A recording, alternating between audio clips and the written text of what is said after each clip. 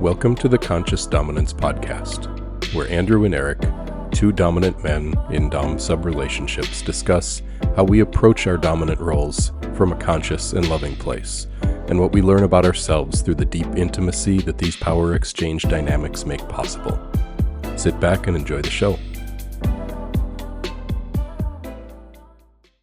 Hey, buddy, it's been a couple weeks since we got to record one of these. I'm excited for this. Yeah, it is. It's been a while. It's been a moment. So good to be here. Good to see you. You too. And part of the reason that it's been a couple weeks, number one, you had a birthday. Happy birthday, brother. Thank you. Thank you. And number two, you sent me a text that said, I'm back from the 90s after I hadn't heard from you for about a week. So what was going to the 90s? Well, it was kind of twofold a little bit.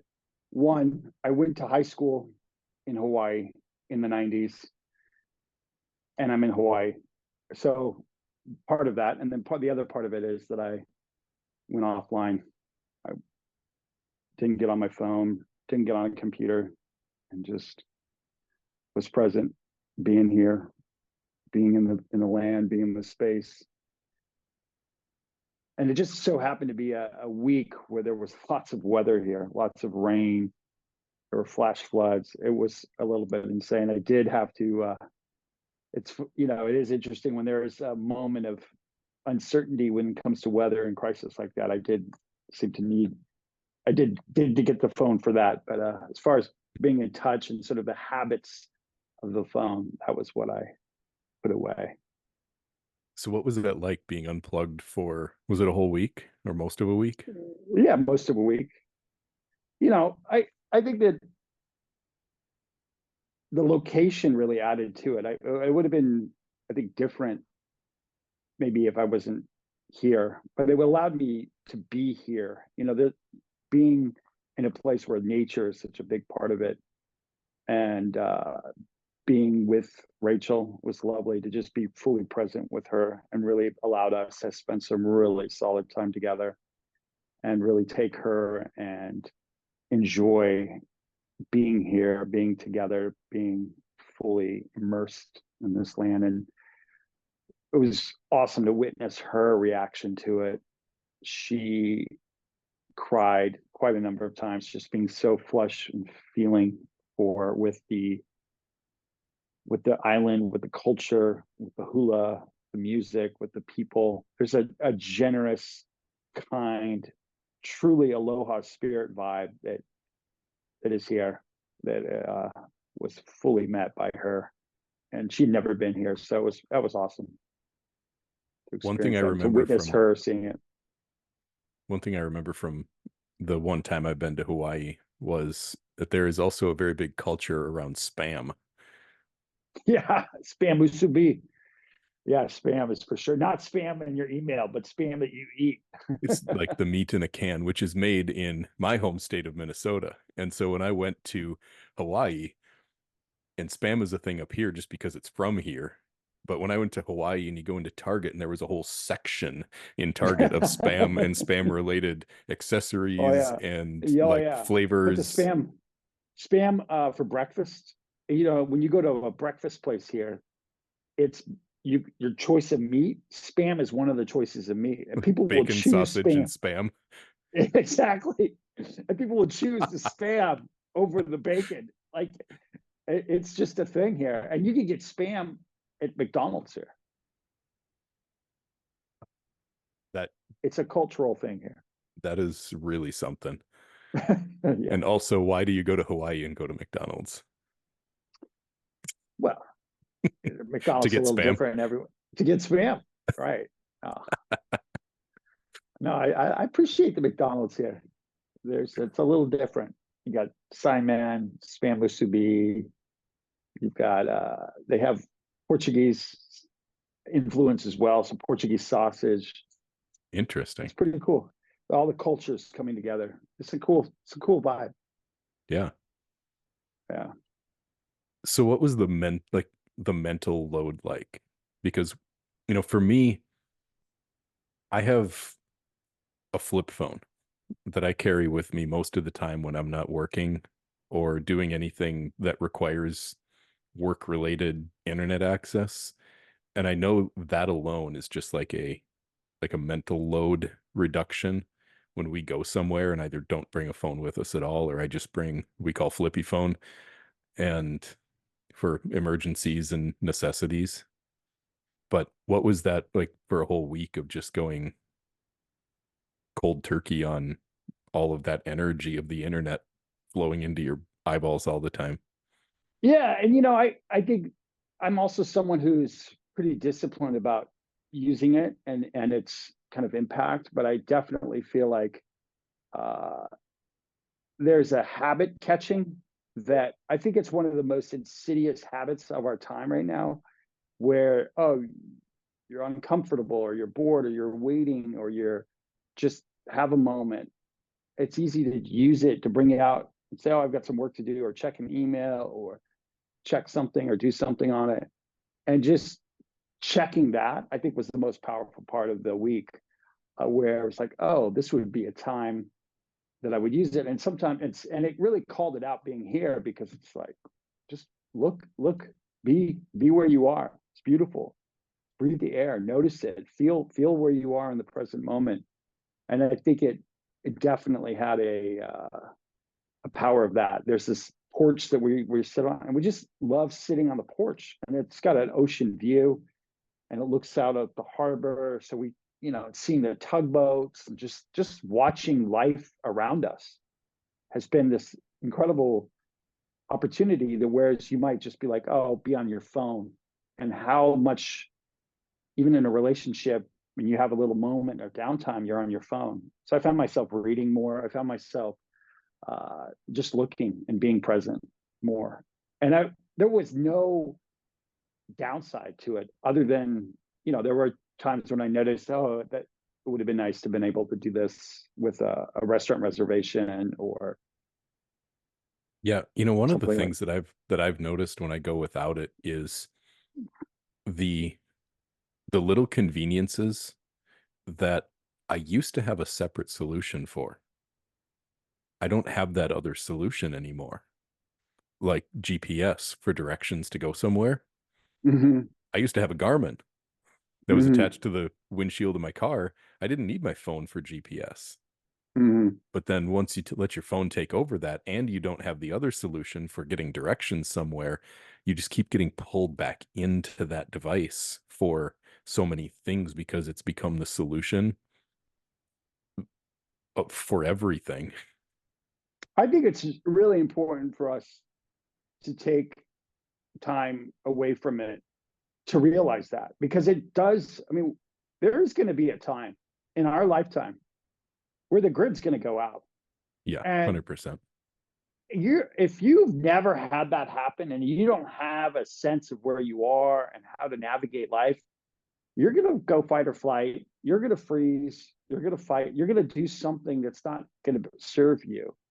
And I feel like really taking that time to assess, to be present with who you are, to be able to navigate life unplugged is a necessary skill that I don't feel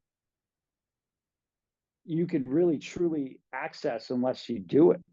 It's not a theoretical thing. Like you have to kind of do it. Yeah, just the practical reality of being prepared for uncertainty in general and knowing how Yeah. to act in uncertainty. That's one of the key tenets of dominance, I think, is Right. to be able to lead when things are not going well or are uncertain. And well, Exactly. you want to talk about introducing a lot of uncertainty into a modern person's life. Like, yeah, Take their lose phone the away. lose the grid for a week, lose internet and electricity for a week. Yeah. And how would you cope? Right. Not just cope, but how would you survive or maybe even thrive? Right. Right. So, thanks for the update and aloha or whatever they say when you are greeting someone in Hawaii. I think aloha is hello and Yeah. goodbye. Yeah. The topic that we were going to chat about today is this kind of concept around vulnerability and dominance. Hmm. and why dominance is actually a very vulnerable place to be, and how being vulnerable is an important trait for being a dominant, for being a leader, loving, conscious kind of dynamic. And I guess I'll let you just, without going too far into my thoughts on it, I'd love to hear what that really says to you when you think about being vulnerable and vulnerability in this relationship. You know, I think the most powerful experience is you're not really, I truly feel like you're not really in a relationship with someone that you can trust. You don't know what trust is until there's a moment of vulnerability in that. If you're able to just completely fully own every moment and every situation, you don't know how that other person is going to react. And I think having Rachel be someone who I have been vulnerable with in a myriad of different ways, and having her be able to see me and continue to believe in me, continue to see me and trust me and love me and be solid when I haven't been able to be solid. And then as soon as I'm solid again, surrender to me. That has been an incredible uh, place of confidence building. There the Sounds very it's almost healing. like very healing. I think healing and confidence building are the same thing. Like, I think if something's healing, it's confidence building. And then, and I think you can't really have confidence building without going into a vulnerable place. And so I feel like the whole point of when we talk about conscious dominance, and you use the phrase conscious dominance, that's because we are acknowledging the fact that there's vulnerability a part of this. If it's just dominance, that's to me the mindset that there is no vulnerability in the equation. That's like the old school model that says there's just dominance and submission, and that's all there is. You do what I say, end of story. When we bring the word conscious in there, what are we exactly meaning by that? Part of it is to acknowledge that there are a range of experiences that we're going to be experiencing within ourselves, and that person will be experiencing. And if we're not able to assess what the appropriate way of navigating that has the big picture in mind, and not just forcing our agenda on this, we're not really in a conscious state. And part of the big picture in mind is to acknowledge when there is something that's vulnerable within us. Is this the time for us to bring this to the surface or let this rise to us? How do we handle our vulnerability? That's in many ways the definition of the conscious part of this whole equation. Mhm. Like, that's where you are bringing the conscious awareness to the moment. Are we sloppy with our vulnerability? Are we just sort of a mess with it? Are we able to sort of bring it here in a container almost where we pre-pave the way? I feel like that's the thing that I have learned more than anything, or that defines to me this conscious relationship, is navigating my own vulnerability. It's not her vulnerability is obvious, and that actually serves us. We don't mind our woman's vulnerability. That is actually not a problem. It Yeah, is our vulnerability. that's what we're wanting out of her by having her submit, right? Like, make Exactly. yourself vulnerable and open so I can lead you somewhere. Exactly. So the wild card in this situation is our own vulnerability. Like, that's the part that's the challenging part. It's not so much her that's the challenge, it's ourselves, and where her actions or her activities may elicit our own vulnerability, and how do we respond to that and navigate that. There's there's a really interesting evolution, and one of the reason I love having these conversations with you is because I see so much of Dawn and I 4 or so years ago in the place where you and Rachel are now. And I also I can almost see the path, and I learn about the evolution that we've gone through because we're on the same path. Don and I have just been together for a lot longer than the two of you have, right? And Hmm. so I see pieces of our evolution together as a couple in watching and witnessing and hearing you reflect on what the two of you are going through. And one of the things that just came up there as you were talking about like what your vulnerability is I experienced vulnerability for myself in that same way a few years ago, where it was like all of this discomfort in me and all of these things that could and did trigger the absolute living fuck out of me in reaction to her or life or my inner woundings or whatever was going on. Um, it was just like this discomfort where I didn't feel okay. And we had lots of similar experiences where Dawn basically showed up for me when I fell apart. Hmm. And what it's like, what vulnerability is like for me now is it's a completely different thing than what it was back then because we've worked through, you can never say everything, but after 4 years of like really intentionally working with, trusting, trying to heal and repair from all of these different emotional things, there's just not a lot left that hasn't already been um, dealt with between us. Hmm. So that kind of that sort of vulnerability is not as present for us anymore. And I think it'll probably be the same for you eventually as you just work But through yeah, this stuff. definitely see a linear progress. You Yep. see that, oh, this is where I was and this is where I am. And I think that is really, we're not on the same trajectory. I think that when there's such clarity of our roles, when there is clarity in the dynamic and the polarity, it really allows for me to measure my growth and to see, oh, wait a second, this thing happened here. Because her response and her way is always uh, she handles it the same. It's not, and I want her to be and to use her voice. It's truly my reaction or lack of control or me being triggered that is the situation. Her having a reaction, her being in a vulnerable state, like you said, that's a win. Like that's not necessarily a negative thing. And I think this is one of the biggest differences between most relationships and the kind of relationship that we're talking about here is that the vulnerability that we're talking about is our vulnerability. It's not her vulnerability. It's not about blaming her for the situation. It's about taking responsibility for our reaction to her vulnerability and how well do we navigate that uncertainty. Like going back to what we said before, it's our capacity to navigate uncertainty. And a woman is, if anything, is uncertain. And like Yep. she's like, we want her to be uncertain. It's not necessarily a problem for her to be uncertain. No, That's a not at all. problem if we're looking to her to be the leader. We don't want that.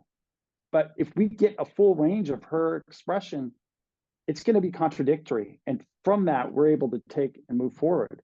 But if we're triggered by her expression or her uncertainty, and we want something, then all of a sudden we're putting her into a leadership position and saying, "Hey, what you're doing is triggering me." That's the person who's submissive is the one who's the triggered one. Yep. Now she's doing something to you, and Yeah, you're essentially adopting the victim role in that. But, yeah. and this really hits at something that I remember the first time I said this word to you, you almost had a like, yeah, no fucking way reaction to it. But I really believe that men have the capacity to become untriggerable. Hmm. And even if we Without can't, closing their heart, without right. closing their heart. That's one thing to be untriggerable and just have a be Iron Man. Where Yeah, and block that heart off. But what is it to keep your heart open and be untriggerable? That's the art that of it. absolutely.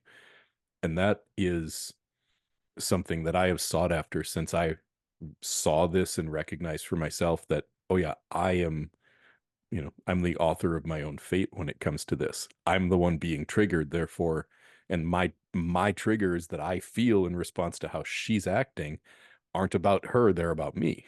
And they're coming from in here and from back there, like Oh from the yeah, for past. sure.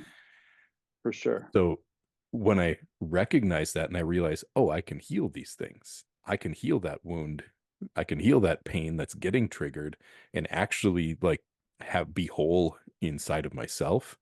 I started to see this like consistent calming effect on Hmm. my nervous system and my experience of just day-to-day life, where I just felt more present, more grounded, less in my head, less, you know, overthinking everything. And that was when I kind of came to this idea that I really think we can get to untriggerable. Yeah, I want to parse that out a little bit though, because I feel like part of it, what you're saying is it's not unfeelable though. You still may feel these things. You still may have something like a whoosh that comes into you. Like, Right. whoa, that's interesting. I'm feeling, oh, I'm noticing this thing hitting me here. Oh, I feel this weather here. But instead of folding in that moment, you're able to then take it and surf the moment or sail the moment or use the weather that's coming at you to make an adjustment and then respond accordingly. And I think it's not just like staying the same and static at every moment. That's a really, really good point. And that is like that sort of vision is one of the reasons that I love you, brother. Like your ability to catch that nuance is just beautiful because yes, now I can't say that I'm untriggerable yet, but I believe I Mm, can be. But it's really rare that something gets to me. But anytime that I'm triggered, again, it's it's a reaction that's trying to protect me from pain. hmm It's actually the trigger, the defensiveness, the reactivity is it's a defense mechanism. And hmm doing this work to heal it is like letting those walls come down. And now I'm not feeling a big reaction from the past to what's happening in the present. And I would actually venture to say that I feel things more now Yeah. than I ever have in my life. I feel things more deeply. I feel things like more acutely, but I'm feeling the reality of this moment. I'm not feeling my past hitting me hmm like from the inside in reaction to the present. I'm just feeling the present. hmm Well, that only comes from the work of, all these things are trite words, but the processing Mhm. of the work, the processing of this past, the trauma work that you've done, the full Yeah. feeling, the full acknowledgement, the full being present with this. And I feel like what you're talking about is only possible after you've gone through and been triggered. I don't think you just get there. I think there is a period of time of getting triggered, of having the Oh, thing beat you down. And that's the and only because way. those triggers, it's the only way, because these triggers are actually telling you the points of what you need to work on. And so to think that you're just going to go through and then block it and block it, you're not actually able, that's keeping you from the point that's really the wounded point. You actually have to feel the thing. And Mhm. this is why it's so important that we've talked about this before, that you have to create containers. You have to create your life as such that you can have these moments to allow yourself to dissolve, to allow yourself to go to these places, to fully feel. And then out of that, reintegrate that, reconstitute yourself, bring back the gold, bring back something to that you can then share with others, share with yourself, hold yourself. And then the next time that same thing happens, you see to yourself, oh, wait, I didn't have that fall down. Oh, here I am. And that's why having a relationship like this, having a woman such as Rachel is it's the perfect opportunity to do this kind of work. Yeah. Like I've said it this way before, there is no experience that you can have in life that can be more profoundly healing as a man than opening yourself to deep intimacy with a woman. Hmm. And, you said a word, dissolve, letting yourself dissolve. I just was thinking about that word the other day because, like, the etymology of it, dissolve, Mm. rather Mm. than solving your problems, which it is like fixing them. It's trying to engage with the problem and fix the problem, which is out here. Like it's a present moment fixing. But Hmm. to dissolve the problem is to actually not try to fix it and let it hurt. Like dissolve, not solve. Mm. And then to allow the problem to show you, or the feeling or the experience, whatever, to show you what it is that's hurt inside of you. We and need and that's an pain. experience of strength to Yeah. to And heal that, that, because then you get to, you're not just trying to look strong, you get to actually fucking feel solid, because you oh, can't yeah. be affected by that thing anymore once you've brought it out into the light. I think so many guys are so afraid to feel psychological pain. It's almost easier for us to feel physical pain than the psychological pain. And the psychological pain, Emotional pain. yeah, emotional pain, psychological pain, emotional pain really brings you to core. It brings you back to your mother. It brings you back to a mother wound. Brings you back to feeling like a baby, to being a child. Peels you back to all these different places where you've been so supremely vulnerable. And when you can hold yourself there in that vulnerability, when you're able to go back there, feel that, and not fuck up everything and not react, but literally really feel it and hold yourself, that's where you're reparenting. That's where you bring yourself together, where there's a almost like the split that happens within you, where there's a father figure, a reparenting father figure and a child, and you're able to sort of see yourself on multiple layers. And then you can come back to life and put the split back together by in the real moments when things get triggered, be like, oh, that's that part of me. Oh, there's this part. There are these different, you know, parts of us. It's almost like an ecosystem that we've got. And when we just come in like a tyrant that just sort of tries to control everything, and we don't want to acknowledge the pain, that pain is not going away. And if it comes in just right, we react. And that's when you get these guys explosively react. It's because someone's trigger would manage to kind of sneak in and hit that pain point, Mhm. and they have no control over themselves. Yep. And then boom, there's the reaction. And I think that's most of the issues of the world in many ways are men reacting or living from that place. And so how I experience vulnerability differently now is that, having done so much of this really deep healing work and trying to get to a point where I don't have, where I've done the work to the point where there's not a lot that can get to me. There's not much of anything that can really sneak its way in and poke me and make me have an unprovoked, unconscious reaction where I'm blowing up or shutting down or losing my shit.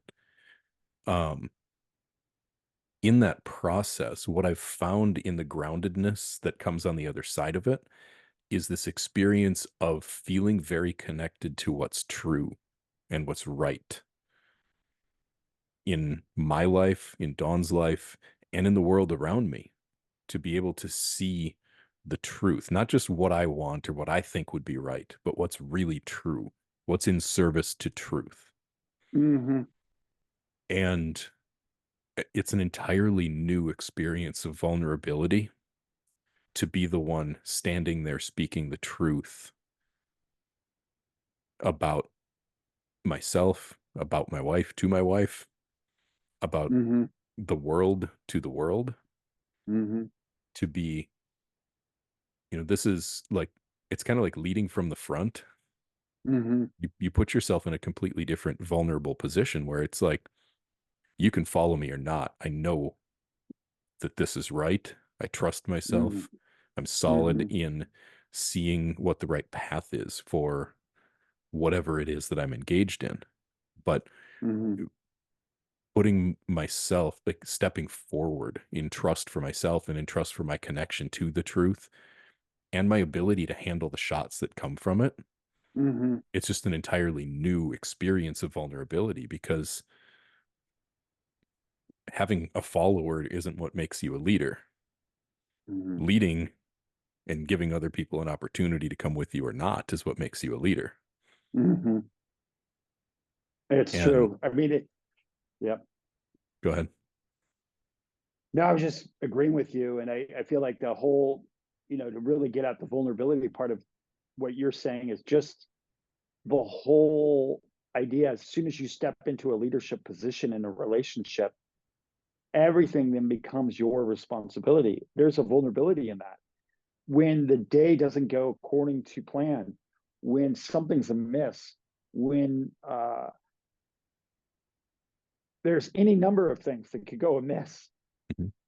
all of a sudden that opportunity for trigger becomes that much more palpable. It's much easier if you're both doing your own thing, because then if something's off with her, well, she was doing that herself, so that's not your responsibility. But if you're taking responsibility for all of it, then all of a sudden there's so many more things that can be triggering to you.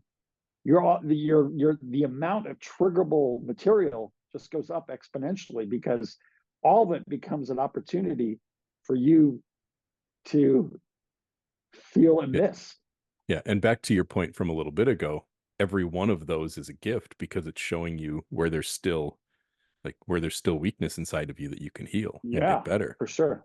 And, this, what I'm talking about here is almost like on the other side of that. Hmm. You're making decisions about life and saying, we're going here. I'm doing Hmm. this. Life is going to be like this now. This is wrong and it doesn't have a place for us anymore. And Hmm. making these sometimes very like decisions that are full of gravity for life and the Yeah. direction of life, and trusting in the rightness of it. And that's what I'm talking about here, is making the decision that we're going to go here. I'm going to speak this truth. It's kind of like, the old speaking truth to power, that concept of being the one who's willing to say the uncomfortable thing to the powerful person in And the woman is a very powerful, her energy is a very powerful energy. And so every time that you're extremely. speaking truth to her power, to her voice, to her, Mhm. and not putting her down, but something that may be uncomfortable for her, Exactly. there is vulnerability in that. And when the way you were speaking and speaking to that, it reminds me so much of aligning ourselves with, and it's such a loaded word, but I think sometimes we just have to use the word God. Uh, there is a truth that's beyond us. There is something that's a more higher truth. And I feel like in a day and age where this relativism and this postmodernism, the danger of that is then we slip back into our own personal shadows, and they end up leading us without us even realizing that. And so if we don't have some sort of external metric that's a truth, that are values, it's very easy for us to be led by our impulses, our fears, our triggers. We need something that's an external arbiter of saying, like, are you doing a good job or not? And I think a lot of our time is afraid to have any sort of accountability that's external. And I think when you are not affiliated with a specific religion or a specific value system and you're leading, it's very important for you to align yourself and to be clear about what are the values that are leading you, that are putting you forth. What are the values that are in your relationship? And there's vulnerability in that, because as soon as you put out that you have values, you're not always going to be able to live up to them. And there's an accountability with yourself that's like, oh shit, I'm not living these yet. So as soon as there's a point where you're aspiring towards or claiming virtue of any sort, that's vulnerable, because you're Oh setting boy. yourself You see what I'm trying to say? Yes, you said that so damn well. Because it's like this, you mentioned accountability, like accountability to an inflexible standard Yeah, doesn't give you wiggle room to be like, oh, I feel like this today. Like, no, right, no, I made the commitment that I'm going to live my life in integrity, or I'm going to live right, my life in alignment with the truth, or I'm going to do what's right. And that right, means that I'm either doing that or I'm not. And there right, is no gray area. And that's like, that's a very powerful place to be able to live, but it requires that you're willing to let go of thinking you just get to do whatever you want all the time and hold yourself to a fucking standard. And that scares the shit out of people, myself included, until I started to impose that on myself right, because I realized the way that my wishy-washiness was impacting Dawn. It was impacting my life, my relationship, um, our business, everything. Anytime that I was wishy-washy, everything in my life got mushy. But when right. I got certain and I started to align my life with my values and with what I believe to be true and right in the world, and this isn't just in public, this isn't just when other people are watching, this is especially when I'm alone in private by myself in secret. For sure. It's the vote.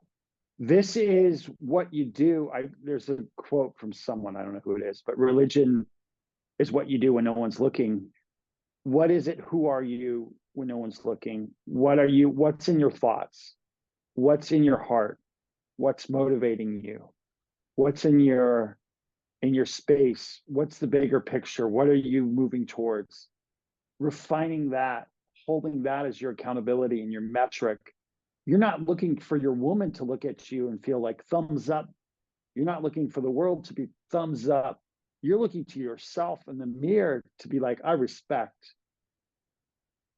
and to see that you are evolving into a better and better and better. And what do you define as better? I believe is in that integrity to the values that you are maintaining that are not um,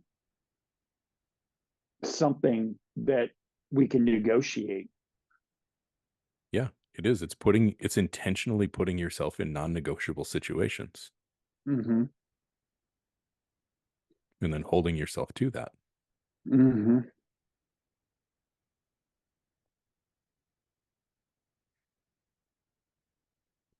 I've But that's always vulnerable it is. I've always hated external accountability because it's a because performance. it It's a performance.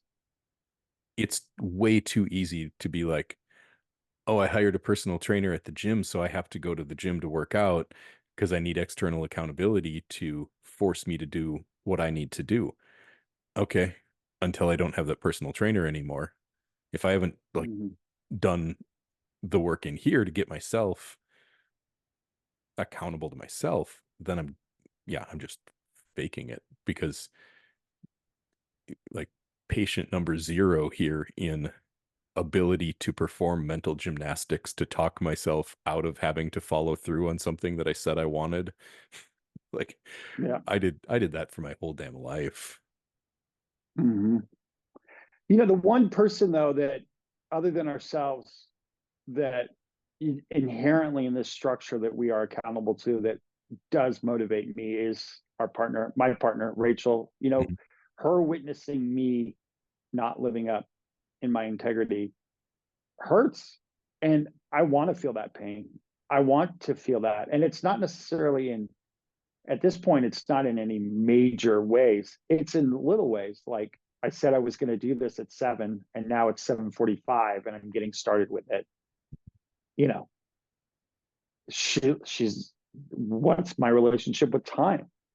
What's my relationship with my tasks that I've set out to do that day? Yeah. And it's things that are, we think of as small, but her witnessing that and being a part of that. And every day we get an opportunity, because you don't want her to be the arbiter of time. We don't want her to be the one that's saying, oh, I'm making sure that this is all getting done. And if you're Yeah. not doing it, she's going to do it because she wants to feel safe in that. Well, the in our relationship for Dawn, like the gateway to actually feeling submissive was her ability to relax and put Mm-hmm. down all of her defense mechanisms, all the ways that she felt like she had to show up and make sure that Mm-hmm. everything got done and avoid all the worst case scenarios and fix all of the problems and point out everything that needed to be done or, whatever. It's all of this hypervigilance that Mm-hmm. women in our culture tend to live with, this very highly like fear-based reactivity to everything is going to go wrong if I let go, if I let things just be.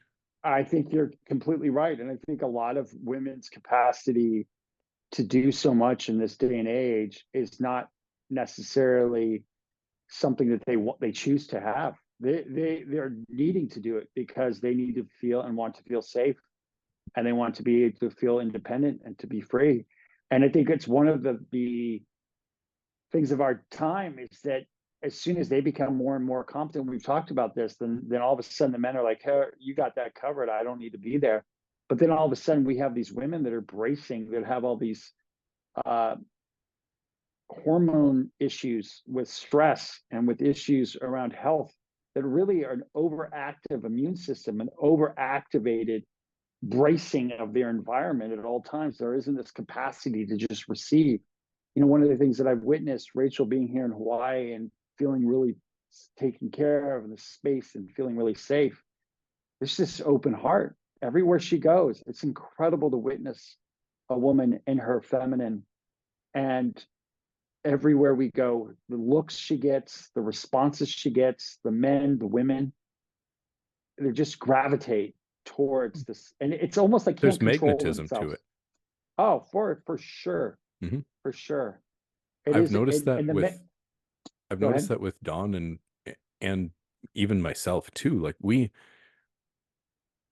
never used to get people that approached us at all in public. I'm Mm-hmm. sure at some point in the past we gave off more of a closed off kind of energy. Mm-hmm. And it's been just amazing to watch how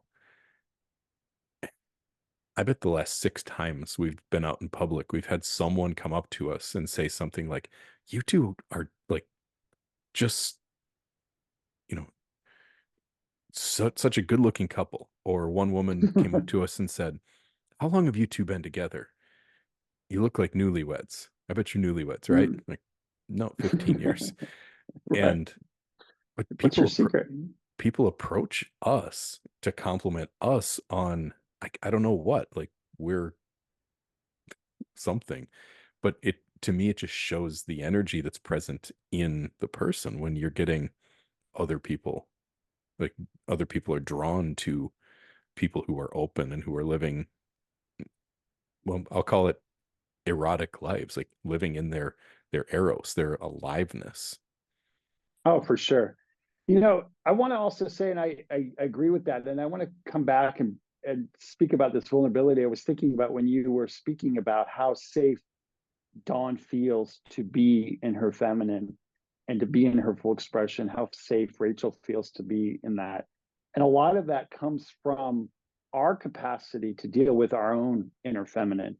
And I think this is something that Rachel's been really eloquent expressing to me is that when I'm super harsh with myself in my feminine parts of me, and don't allow for me to have feelings, don't allow for me to have emotions, then she doesn't feel safe to be in her own expression of that as well. And I just wanted to bring that up too, because I think that's part of the vulnerability is that we have to allow ourselves to go to these places. Recently I'm doing this EMDR work right now. And one of the things that came up was this feeling of me that it's okay for me to feel. It was such a basic thing, it's such a trite thing, but it's okay for me to feel angry. It's okay for me to feel sad. And just this notion that I could feel, all of a sudden, I was at EMDR and I just started fucking crying. I just started crying, like really intensely crying with this lady who just gave me this space and was holding it.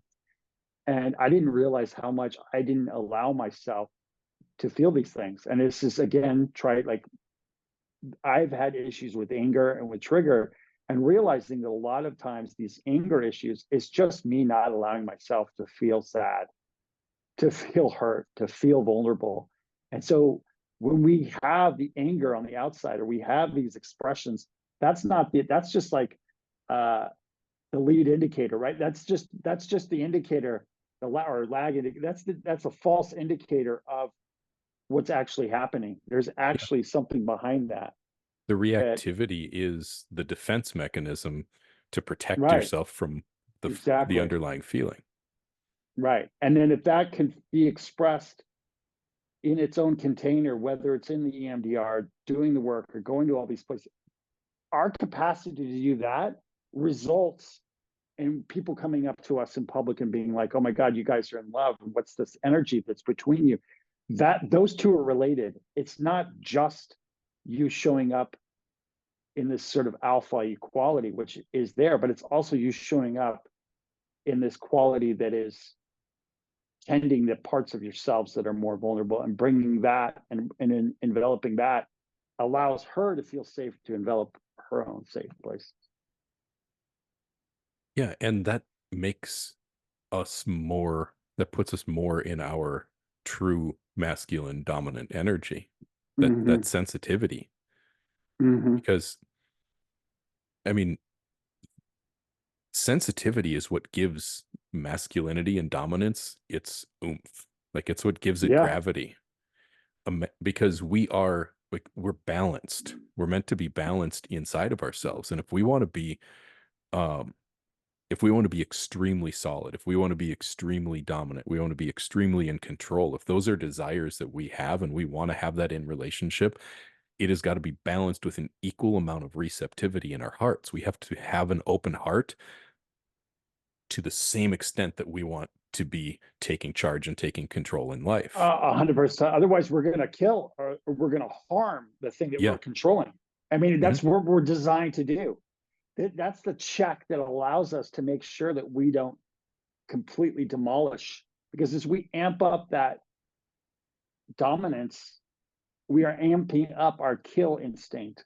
And if there isn't a check to that, and that check comes from our sensitivity, from our compassion, from our empathy, in equal measure, we will hurt. It's not like we might do that. We will hurt. We will harm.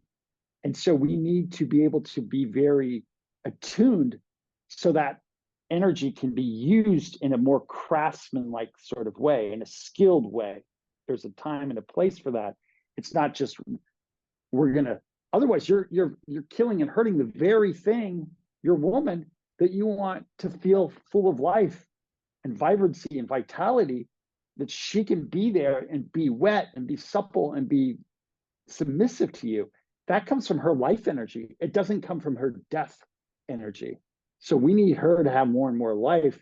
That's going to come from our capacity to be in this really beautiful balance between the kill energy and the sensitive energy. It's those two energies together that are in sort of the stance that she feels, oh, you're being attuned to me and you're going to kill for me. You're going to be protecting me. Oh, you're attuned to me. You're going to protect this energy and this balance she wants at all times. And so you have to equally build those up, because if she just feels the kill, her feelings aren't safe to be there. She may be safe physically, but she's not psychologically safe. And there's physical safety, and then there's also psychological or emotional safety. She needs to feel both. Her body is going to shut down sexually if all she feels is physical safety. Yep. And And that's that's the financial safety. I kind of think of physical safety along with financial safety. They kind of go together. yeah. Well, it's all forms of safety. Like being Yeah. able to set down the fear that most women Yeah. live every breath of their lives under, Yep. inside of the container or the structure that we are providing them in a relationship where we're taking charge so she can let go. Well, this is the feedback mechanism. Right. If We if don't I'm take understand how much fear women live with. Yeah, if I'm taking control, if I'm taking charge, if I'm leading from the front and saying, we're going here, this is how we're living our life, this is the thing we're going to do, this is how I want you in bed right now, this is the scene we're going to play out, whatever it might be. If I'm taking charge and leading in that way, in order for her to feel safe to follow that, she has to know, not just think she knows, but she has to feel that sense of safety. And the only way to create that is to open up our hearts and to be sensitive enough so that she knows without a doubt that she's going to be seen, she's going to be heard, she's going to be respected, she's going to be uh, felt. And this Hmm. is the phrase from Chris Bale that I love the most, not Chris Bale the actor, but the teacher. He says she needs to feel you feeling her. Hmm. She needs to know that you are feeling her, that you're connected to her emotional experience so that you don't just take advantage of her. You don't just hurt her with this control that she's giving up. Hmm. Hmm. And that's why we have to face down this vulnerability. It's why we have to go into these triggers that we feel and deal with them. Otherwise, they're going to hurt her. They're going to they're our heart shutting us down, which is going to then make her shut down. Correct. Correct. Yeah. Well said. Well said. So,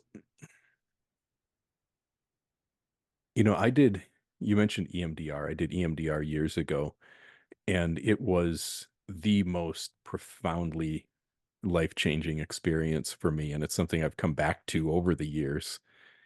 Um, because there's some things I've been able to work through on my own, and there've been some things that have just been too deep and too heavy for me to do by sitting with them and processing them. And I thank you for bringing that up, and I respect you for bringing it up because it's something that as men, it's hard sometimes to admit that we need help. We can't just do it all by ourselves.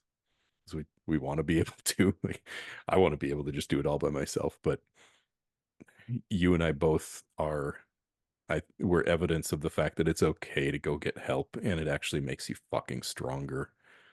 Oh, for sure. So I I have found. a lot of respect for that vulnerability just in being willing to Hmm. share that. Hmm. No, I feel like EMDR and therapy. I think talk therapy has a place. I think EMDR has a place. I found both of them to be helpful, very helpful.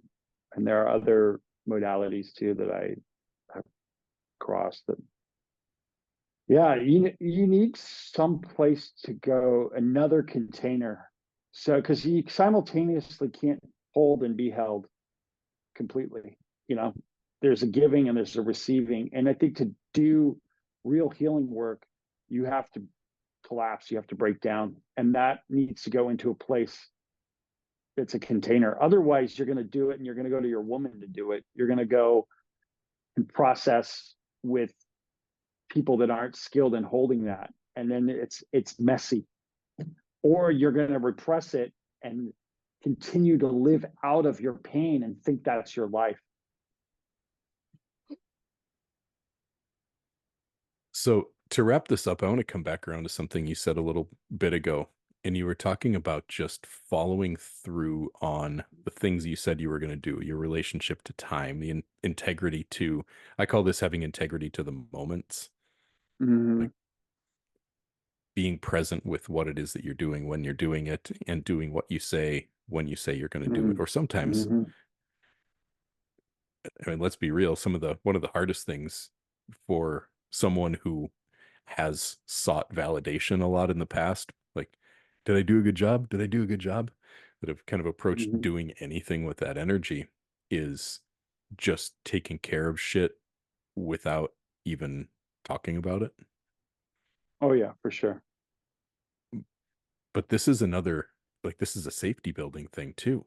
Like it's such an easy a starting place for building safety in your relationship and for creating, I guess, just creating more space for her to relax and open is just taking charge of your life and all of the little details of it.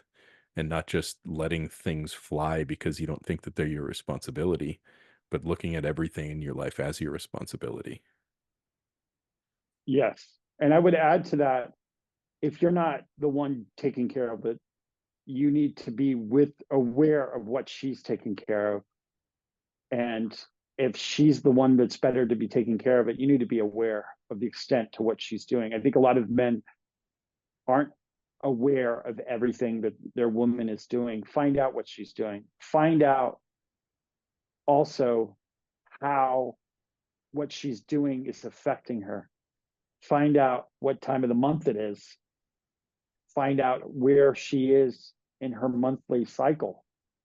Find out how those tasks that she's doing may impact her in that.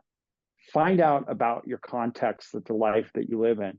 Step one is full awareness of all that. Step two, start making adjustments to relieve her of feeling alone in that. Either you taking it on, hiring someone, or if she is doing it, make sure that it's happening in such a manner that she feels supported. And that she's able to spend her time doing the things that make her feel alive. Let's be real. Correct. For us as guys, we can just taskmaster shit and have it really not affect us that much. We actually get off on finishing tasks on a to-do list. If there's a to-do list and we click them off as a guy, our testosterone, it builds testosterone. Yeah. This was one of the revelatory things for me. I hang out with Rachel. I was like, I didn't realize that her doing tasks or being competent at something didn't feed her, or that she didn't like it. I assumed that if you were good at something or you were competent with something, you got satisfaction from it and that it fed you, because that's the way guys are. If we're good at something and we are able to knock things off a task list, we walk away from that feeling replenished. That's not the way it is for women. That's been one of the biggest revelations for me. And that's been, going back to vulnerability, it's been vulnerable for me to witness her doing all of these things and being competent at them. And then me looking at all these things and realizing, oh, wait a second, I'm not able to do all those things as well as she can. And right now, she still needs to do some of these things that Because aren't I serving can't. her, because I can't. And that's why I think a lot of men don't want to examine and look at their life fully, because it's like going to the gym. Why won't men go to the gym? It's easy to get to the gym because there's a full awareness when you're at the gym and you're lifting weights. Fuck, I can't lift that much. I'm out of shape. It's like getting on the scale. It's the same thing when you start showing up and becoming aware of all the tasks that your woman does. When you're aware of everything that she's doing, and then you think, oh, does she stressed by it or not stressed? And then you're looking at yourself and you're realizing, oh shit, I can't actually do that. Not only I don't even know how to do it. It's not that I even don't do it as well. I can't even do it. So then there's this period of learning or growing, or I don't have enough money to pay for someone for her to do it. So there's a lot of vulnerability in the process of taking away and easing her life. You can't get to where you are, Andrew, without going through a period of vulnerability. It's impossible. You can't 100%. go from pure competence and owning your life in an old school traditional way that wasn't, let me be more precise with my language, in an unconscious way that was your past, and move to this conscious way that is your present, without going through a period, a phase of vulnerability in between to arrive where you are. And I'm in that period right now and coming out the other side of that. But it requires vulnerability at every point of your life. It 100%, 100% accurate there. And the it's the beginner's mind, right?